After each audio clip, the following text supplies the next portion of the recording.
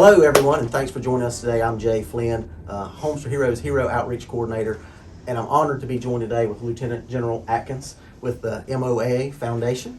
And we're here today to talk about the good work of the Military Officers Association of America Foundation and how Homes for Heroes can collaborate with them to help them achieve that mission. So, General, welcome and thank you for joining. Thank you, Jay. So, the Homes for Heroes Foundation helps hero foundations that serve our heroes in dire need. And the Homes for Heroes Foundation is honored to present the MOAA Foundation with a Homes for Heroes 2022 Foundation grant. Congratulations. Thanks a lot. So, General Atkins, we certainly owe the MOAA Foundation and all the heroes who serve in our military and veterans across the nation a huge gratitude. So, I see you guys were formed, the foundation was formed in 2014. Right. What was the crux of why the foundation came to be? Well, Jay, before I answer the question, let me just thank you and Home for Heroes for the generosity. I mean, this is going to go a long ways to helping a lot of our veteran service members from all the uniformed services. You know, some people forget some of the uniformed services are typically aligned with Army, Air Force, Navy, Marines, Coast Guard, etc. But we've got public health out there as well, and then we've got National Geographic Administration as part of the uniformed services. And now we've got a new one, right, too, Space Force. And so the community is growing. So your generosity is going to go a long, long ways to helping those service members and their families like this. But yeah, in 2014, MOAA recognized that there was an unmet need within the service community. Yeah, there, at any given time, I think we have about 22 million veterans out there, so the population is fairly large. And most of our service members who are working in their active duty roles have access to their service relief societies like Air Force Aid, Navy Relief, etc.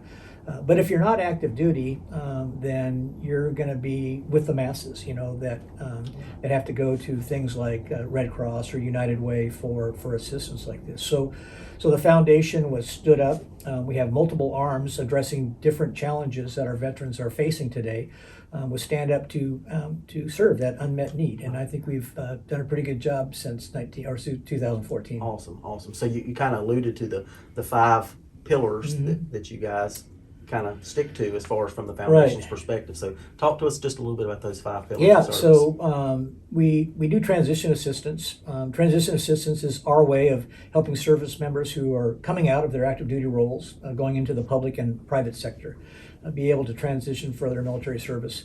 You know, many of them, to be honest with you, don't have the skills, I think, you know, to be competitive in the private and public sectors. And what I mean by skills are, you know, the ability to present yourself in a way where an employer wants to hire you, the ability to negotiate a salary or compensation, the ability to maybe craft an impactful resume, or in today's world, a LinkedIn profile, et cetera. So we try to help that veteran do that. And we've been hugely successful in doing that too, getting a lot of our veterans employed. And that's a big challenge for our nation right now as well too.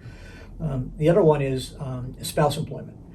Military spouses are, if you look at percentages in our labor force, they're the most underemployed and unemployed portion of our labor force.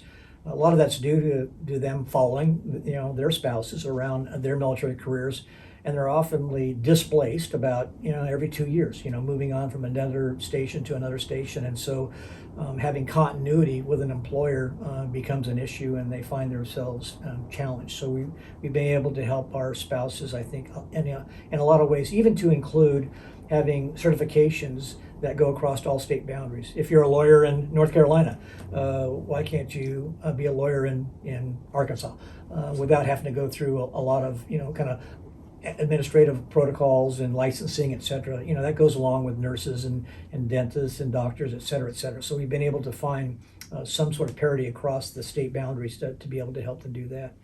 Another part is financial education. The services went to a new retirement program called blended retirement.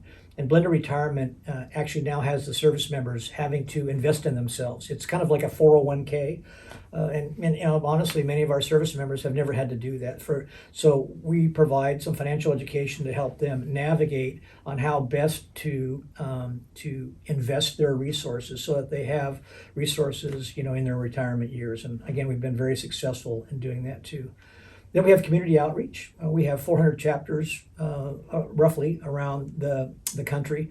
And each of those chapters are doing something impactful in their communities, whether they're helping a food bank or sheltering veterans who are homeless. So we provide grant money to those chapters. And then lastly is crisis relief. And crisis relief became part of our foundation when we all went through the COVID pandemic. And we had many veterans coming to us with financial challenges, either lost their job or just the strains of, medical bills, et cetera, that came along with COVID that we all face. And so we were able to generate a significant amount of private donation and be able to give that back in grant money back to those individuals who are being challenged. So we're excited about the foundation and what it's doing today and hopefully what it will continue to do in the future. That's wonderful. That's wonderful. So you're a veteran or you're a military service member and you need help, you need assistance. How do they go about getting in touch with the foundation? We have a on-site. It's charities.moa.org, and so if you just type that into your browser, it should direct you right to our foundation. So charities.moa.org. That's awesome. So the Homes for Heroes Foundation is so excited to collaborate with the MOAA Foundation to help our nation's heroes. So how will these funds be used to assist folks in need? Yeah, well, I mentioned earlier, there's roughly 22 million veterans out there at any given time right now. So these are very generous donations that you're making. And we intend to basically return that to our veterans who are facing, in most cases, financial challenges. And the financial challenges, could be from any source. We're seeing right now natural disasters, right? So, the flooding that we saw in Kentucky, some wildfires, et cetera, have displaced veterans from their homes. Either they lost their home or are displaced from their homes. And so facing some financial challenges. So we're going to be able to return those proceeds, those donations back into the veteran community in grants. Awesome. We're so excited to support the foundation's mission for sure. Jay, thank you very much. Absolutely. Appreciate that. So General Atkins, tell us how, if somebody's out there watching and they want to support the MOAA Foundation, how can they do that? Well, personal donations have always been kind of the lifeline of our foundation like this. Once again, I mentioned charities.moa.org. That'll give you access to our website that allows you to provide a donation, personal donation. If you're corporate, we certainly appreciate corporate donations. They have typically come in at larger dollar values, as you would expect. And I hope that the things that we do, which I mentioned before, the spouse employment, the transition assistance, the financial education, I hope they align with a corporate's philanthropy, and focus like this. I think they do like this. So we'd encourage our donors to do it.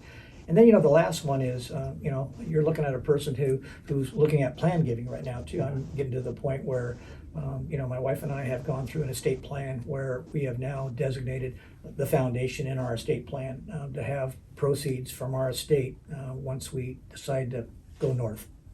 Understood. Well, that's awesome. So General, thank you so much for taking the time to join me today and talk to us a little bit about the MOAA Foundation. The Homes for Heroes Foundation is just thrilled to support and work with the MOAA Foundation to support our nation's heroes. And for our viewers out there, give this video a like. Most importantly, give it a share or leave us a comment and let us know what you think and about the great and wonderful groups that we're supporting through the Homes for Heroes Foundation. Thank you guys for joining us today, General. Thank you again. Jay, thank you. And remember, take a moment to thank a hero today. Thank you. Grants from the Homes for Heroes Foundation are made possible by the Homes for Heroes Circle of Giving and its network of real estate professionals who are committed to providing savings to hero groups such as firefighters, EMS, law enforcement, military, active and veterans, healthcare professionals, and teachers. Thank you for watching another Homes for Heroes Foundation grant video about the impact we are making in the hero community with our nonprofit partners. Don't forget to subscribe to the Homes for Heroes YouTube channel. And to learn more about the savings available to heroes through Homes for Heroes, or to learn more about how the Homes for Heroes Foundation is helping heroes in dire need, visit homesforheroes.com.